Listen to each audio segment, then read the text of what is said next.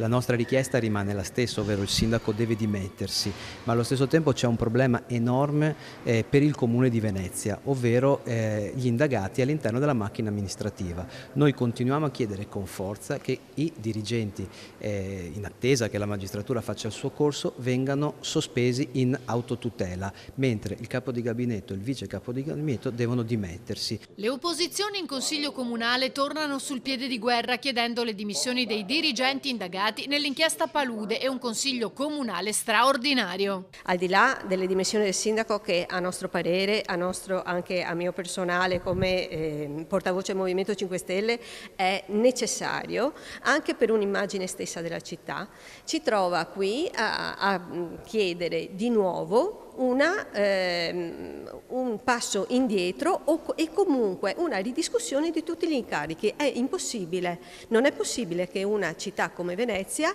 rimanga immobile con le sfide che abbiamo nel futuro. La città oggi si trova in una specie di trappola che, se fanno qualcosa, incappano nel conflitto di interesse. Se non fanno niente siamo alla paralisi. Quindi per uscire da questa trappola bisogna tornare al voto, dare un governo nuovo libero da ogni conflitto di interesse e magari anche più concreto, più efficace alla nostra città. Molte infatti evidenziano le opposizioni, le questioni ferme. A 5 anni di distanza dall'acqua alta del 2019 ci sono centinaia di persone che ancora aspettano i rimborsi.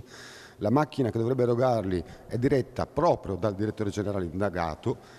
Al momento magari anche altre preoccupazioni, idem per altri provvedimenti importanti come il bando per i posti barca, che tutti attendiamo ormai da 6 anni perché l'ultimo bando risale al 2018 ed è per noi inaccettabile questa paralisi della macchina amministrativa che ci tocca anche in quelli che sono aspetti della vita quotidiana per noi irrinunciabili.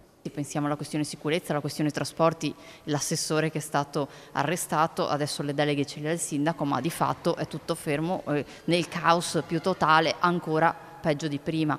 Per questo ne chiediamo un passo indietro, come abbiamo sempre fatto all'amministrazione. Questa idea che insomma ci si deve divertire, la presenza del sindaco alla regata storica, alla mostra del cinema, però di fatto quando si tratta di decisioni importanti non c'è. E non ci sono decisioni importanti che devono essere invece prese perché la città ha bisogno. Ci sono situazioni difficilissime, la sicurezza, la casa, sono situazioni che su cui si deve intervenire e su cui l'amministrazione non c'è.